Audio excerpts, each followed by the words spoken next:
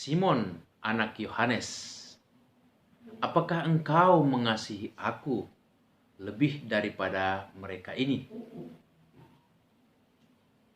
Saudara-saudariku,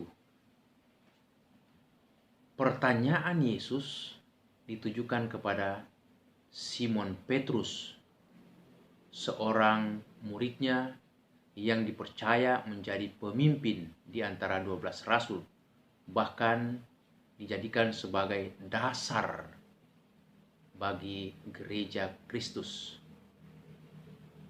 Nah, apa sebenarnya makna di balik pertanyaan Yesus pada Yohanes 21 ayat 15 ini?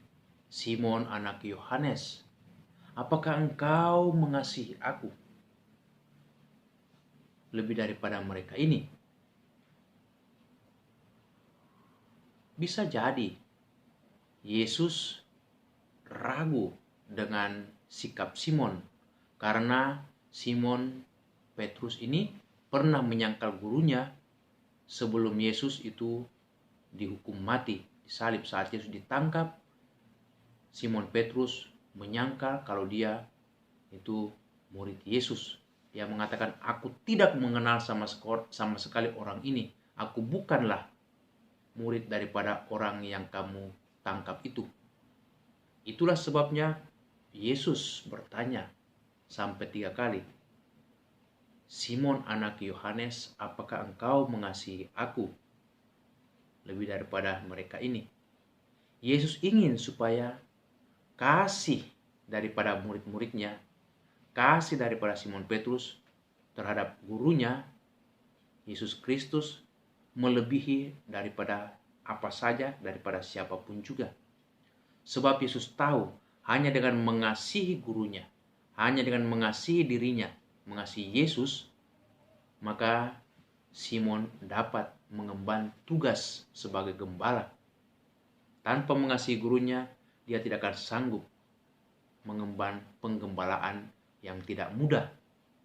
Karena Yesus tahu bahwa saat dia itu akan meninggalkan para muridnya, maka banyak serigala-serigala, bahkan banyak cobaan, banyak antaman, banyak penganiayaan akan mendera para murid, mendera Simon sebagai pemimpin daripada para murid.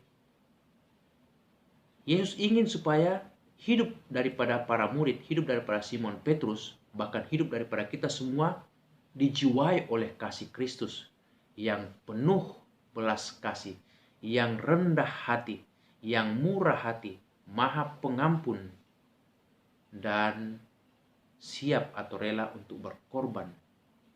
Itulah orang-orang Kristen, atau ciri khas hidup seorang Kristiani adalah kasih. Kasih mengatasi segalanya, kasih menjawab setiap persoalan, dan kasih menghasilkan buah-buah yang luar biasa yang selalu kita nanti dan harapkan. Pertanyaan bagi kita, apakah kita mengasihi Yesus? Apakah hidup kita selalu dijiwai oleh kasih Yesus? Ataukah selama ini kasih kita adalah kasih yang egois, kasih yang hanya untuk diri kita sendiri?